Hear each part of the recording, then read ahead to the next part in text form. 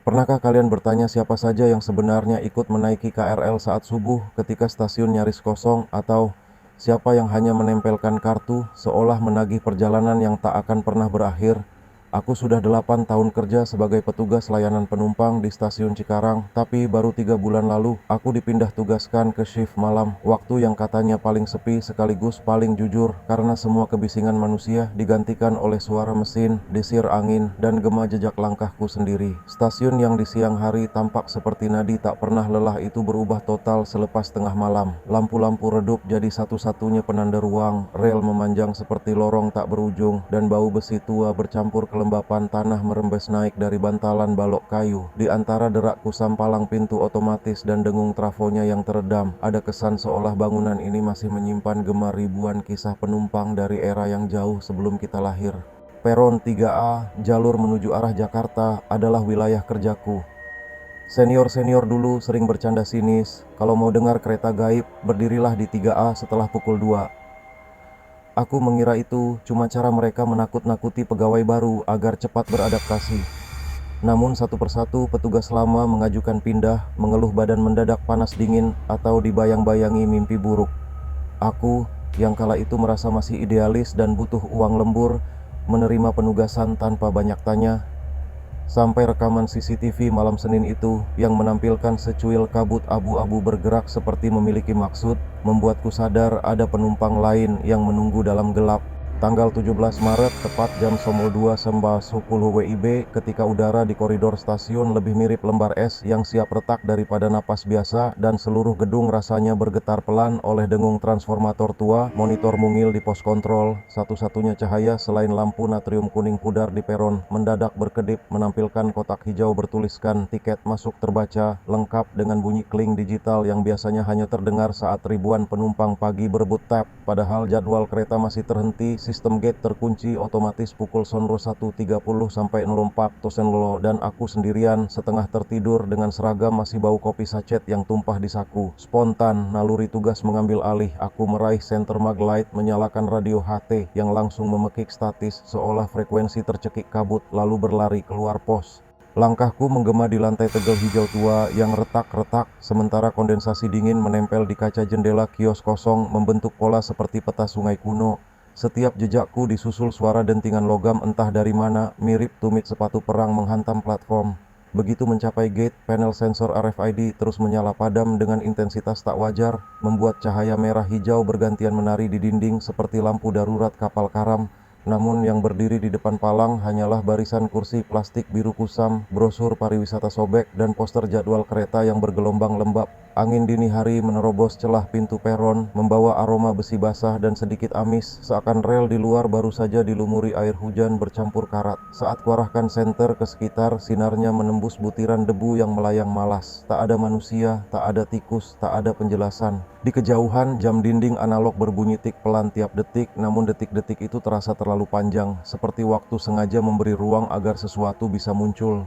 Aku menahan napas ketika lampu plafon persis di atas gate berkerlap-kerlip, kemudian padam sepersekian detik, dan dalam kegelapan singkat itu indraku menangkap sensasi aneh, bukan suara, bukan bayangan, melainkan tekanan dingin menusuk kulit, seperti ketukan jari es di tengkuk. Saat lampu kembali hidup, sensor RFID tiba-tiba mati total, layar LCD di atasnya memunculkan kode error 404 RFID not found yang belum pernah kulihat. Punggungku basah oleh keringat dingin, sekaligus anehnya terasa panas, seolah ada lampu sorot tak terlihat memaku punggungku. Aku ingin percaya semua ini cuma lonjakan listrik, mungkin kabel basah, mungkin deviasi tegangan. Tetapi ketika kulangkahkan kaki mundur, jarum jam dinding meloncat 2 detik sekali, mematahkan ritme normalnya, dan pada jarum ketiga terdengar bunyi klik di panel printer struk sebelah gate. Kertas termal keluar sendiri, tertera teks samar, Cut Class, Veteran KNIL Belanda, Balance, Timestamp, 02.10.17. Struk itu panas di ujung jari, padahal printer belum tersambung daya. Hawa sekeliling mendadak sunyi absolut, bahkan dengung neon pun lenyap, dan di dalam diam pekat itu aku mendengar, entah dari mana, desahan berat dalam bahasa asing, sepotong kata train, Dihela napas putus yang membuat bulu kuduk merayap hingga ubun-ubun. Kertas pun kusimpan, tangan bergetar sambil diam-diam menyadari bahwa pada Senin dini hari itu, sesuatu yang tak terdaftar dalam jadwal dan mungkin tak terdaftar pula di dunia orang hidup telah resmi masuk melalui gate yang seharusnya tertutup rapat. Besok paginya, ketika matahari baru menggores kaca kantor dengan cahaya pucat, supervisor memintaku menarik lock tab gate untuk audit. Saat file CSV terbuka, layar menampilkan anomali tunggal. Kolom card class berbunyi veteran KNIL Belanda, sementara issuer tercatat Bank Nederlands Indische 1951, bank yang tersungkur sejak 1990. Lebih gila lagi, sistem back-end kami dipasang 2022 sama sekali tak punya tabel warisan untuk tipe kartu itu. Saldo tertera resmi, namun status valid seolah ada otoritas gaib menanggung biaya. Aku lacak 6 digit BIN-nya, database global menandai retired, lalu jaringan mati 5 detik seakan protes. Supervisor menyebut ulah hacker, tapi kedutan di pelipisnya berkata lain. Aku mencoba rasional, mungkin kartu koleksi, namun ragu meledak ketika folder log veteran tab bin menunjukkan pola presisi. Setiap Senin pukul 02.10, nomor itu muncul, menulis Station Entry, Cikarang 3A dan Fair Road, Batavia Zuid, kode zaman Hindia. Tanganku gemetar, membayangkan serdadu renta menggenggam kartu plastik modern sambil menagih perjalanan pulang ke negeri yang sudah hilang.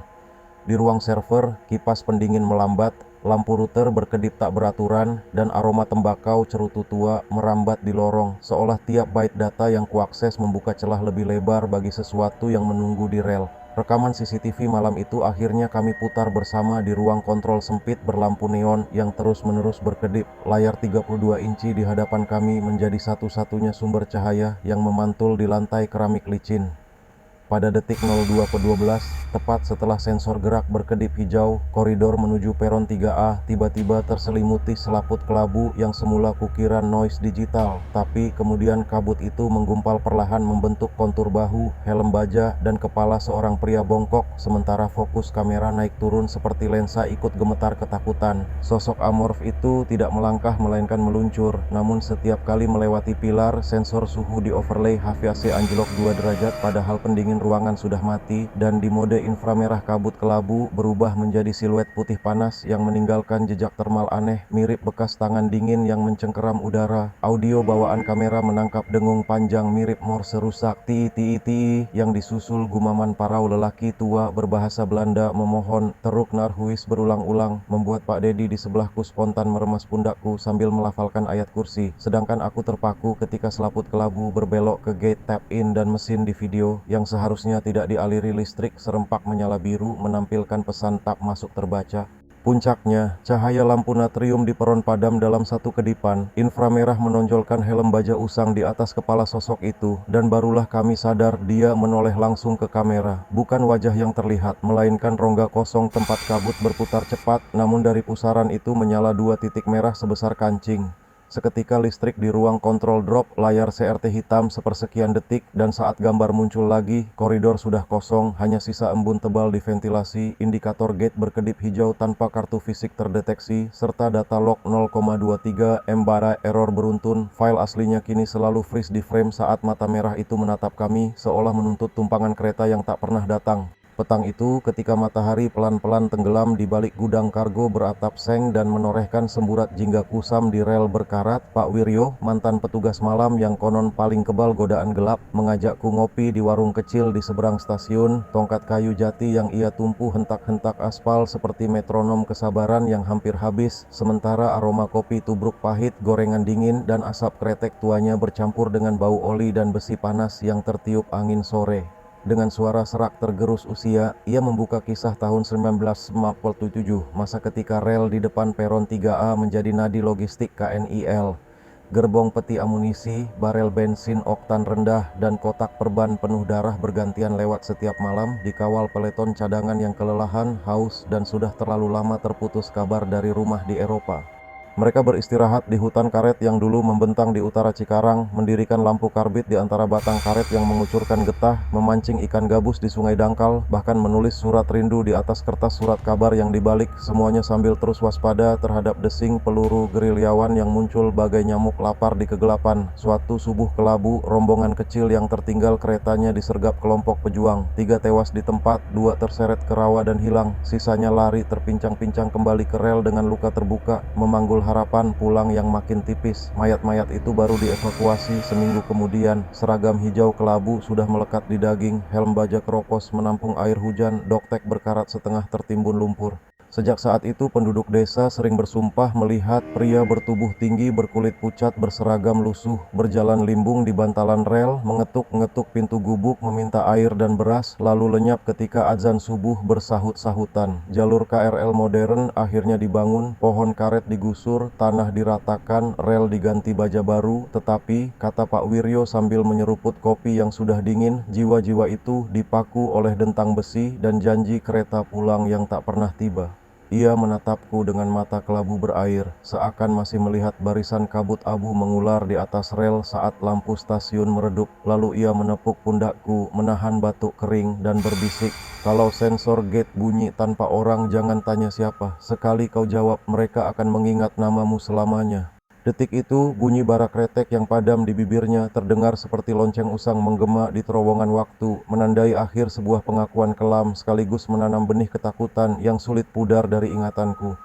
Aku memutuskan tidak berjaga sendirian pada Senin kelima. Malam itu, hujan tipis membasahi atap seng sehingga tiap tetes memantul menjadi dengung logam yang mengisi ruang kosong stasiun bak detak jam raksasa. Bowo dan Hasan, 2 rekan yang berani sumpah, belum pernah takut, menemani sembari duduk di bangku besi panjang, mengepulkan asap kretek yang membaur dengan dingin dini hari. Kami sesekali bercanda, tetapi tiap tawa selalu patah di tengah udara yang terlampau sunyi. Seolah ruang itu menegur bahwa canda di depan misteri adalah dosa. Tepat Selasa 1.55, tanpa aba-aba, lampu peron berkedip lemah lalu stabil, dan di detik itu terdengar hentakan sepatu logam menuruni tangga jembatan penyeberangan. Ritmis, berat, seperti langkah prajurit mengawal meriam. Suara itu menjadi gema, memukul dinding kaca, lalu terpecah ke langit-langit. Kami serempak berdiri, senter terangkat, namun yang terlihat hanya siluet tangga basah dan debu halus yang beterbangan karena angin utara. Tiba-tiba aroma cerutu tua, pahit, asin, bercampur gambir, menyelimuti indera, membuat kerongkongan perih. "Lu nyium juga kan?" bisik Bowo, suaranya tenggelam antara gerimis dan degup jantungnya sendiri. Hasan, yang dulu pernah dinas di perbatasan, mengangkat tangan gemetarnya, menunjuk ke sisi vending mesin cola. Di sana sesosok pria jangkung dengan helm baja brodi tampak berdiri miring, khas orang yang menanggung luka tembak di pinggul. Detail wajahnya kabur, seperti foto negatif berjamur, namun dada seragamnya terpaku sederet medali perunggu yang berkilau meski cahaya redup. Ia tidak bergerak, justru ruang di sekitarnya yang seolah mengerut memaksa kami mendekat selangkah demi selangkah tanpa benar-benar sadar. Saat jarak kami tinggal 10 meter, senter Hasan berkedip dan padam. Sosok itu sekejap melebur jadi kabut pekat yang bergulung menuju gate elektronik. Hawa di peron merosot, seolah semua panas tersedot ke satu titik. Mesin tap berbunyi bip 1 kali, nyaring parau, lalu lampu indikatornya padam, meninggalkan nadi merah redup di layar. Tidak ada jejak kaki, tidak ada asap cerutu, hanya bau gemuk senjata yang tertinggal di udara, dan suara gerimis yang kini terdengar bagai tepuk tangan pelan mengiringi kegagalan kami memahami apa yang barusan lewat di depan mata. 1 minggu setelah insiden bau cerutu, Pak Daniel, masinis KRL pertama lajur itu, datang ke ruang dispatcher dengan mata merah dan tangan masih gemetar. Ia bersumpah apa yang akan dia ceritakan bukan halusinasi, bukan mimpi. Lalu mulai mengurai detail. Subuh itu hujan renyai, susu kabut menyelimuti rel hingga lampu sinyal merah di kejauhan tampak seperti titik darah pelan-pelan berdenyut.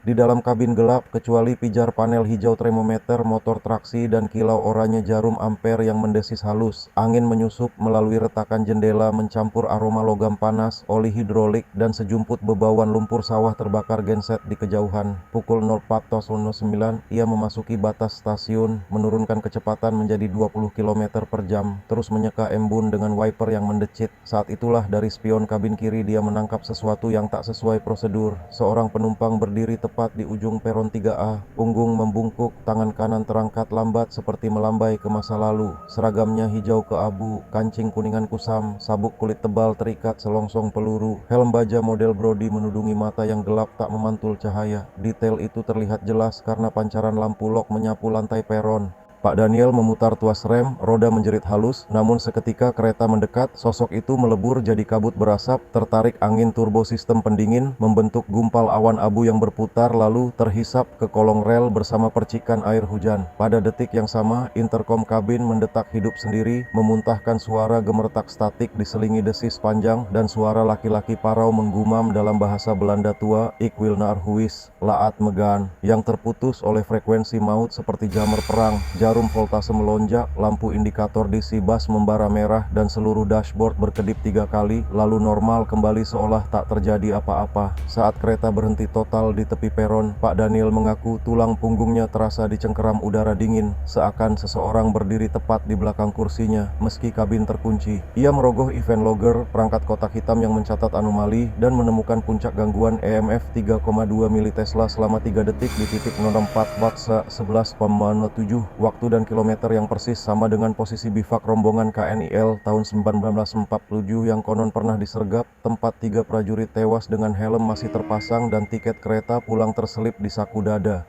Pak Daniel menutup ceritanya dengan suara serak. "Kalau kau lihat dia lagi, jangan berhenti, karena kereta untuk orang itu sudah lama sekali, tak akan datang." Senin terakhir sebelum aku resmi cuti, hujan gerimis turun tanpa suara, membuat atap seng peron basah berkilau. Jam menunjukkan 02.06 ketika lampu platform tiba-tiba padam serempak, meninggalkan kilau lampu darurat merah redup. Mesin tap yang seharusnya mati mulai berbunyi bip bertalu-talu, volume tak wajar, membuat getar di dada seperti sirene perang kecil. Kabut abu yang biasanya tipis kini menebal dari arah rel, berputar lambat seperti asap granat. Langkahku terasa berat, hawa di sekeliling menekan, telinga berdenging. Kabut itu kemudian membuka seperti tirai, menampakkan sosok tentara tua dengan mata cekung gelap, helmnya miring, seragamnya basah darah, di bahu terpanggang luka seperti bekas peluru. Dia menatapku atau menatap melalui diriku, seolah aku hanya latar buram. Mulutnya bergerak lambat. "Ik wil naar huis." Aku ingin pulang. Nada kalimat itu, campuran rintihan dan perintah, membuat lututku lemas. Dalam sekejap, hawa amis besi berkarat bercampur belerang menguasai seluruh lorong. Lampu darurat berkedip 1 kali, dan saat cahaya kembali, sosok itu sudah tepat di depan mesin tap. Tangannya menekan kartu tak terlihat. Mesin memancarkan suara bip panjang, membeku, lalu mati total. Pekat mengurung peron sebelum akhirnya listrik utama menyala lagi, menyilaukan mata. Kabut menghilang, tapi bau darah basah masih menempel di tenggorokan. Besok paginya aku mengajukan pengunduran diri dari shift malam. Stasiun tetap ramai di siang hari, seakan tidak terjadi apa-apa. Namun bagi mereka yang pernah berjaga ketika jam beku dan realitas menipis, peron 3A adalah pintu menuju ruang transit jiwa-jiwa yang tak bisa pulang. Rekaman CCTV kini sering disensor bagian 02.10 paslon 2015 demi menghindari rumor publik. Tetapi para petugas lama diam-diam percaya, beberapa perjalanan memang tak ditakdirkan selesai. Ada penumpang yang masih menunggu kereta lama, memegang tiket usang bernama kenangan dan penyesalan. Jika suatu hari kalian berdiri di peron 3A sebelum fajar dan melihat deretan kabut abu mengular di atas rel, mungkin itulah mereka yang menolak terlupakan, menagih tiket pulang ke tanah air yang tak lagi ada. Jika kalian punya kisah serupa, kirim ke email misteri malam656@gmail.com. Kami tunggu cerita kalian, karena siapa tahu ada perjalanan lain yang masih mencari perhentian terakhir.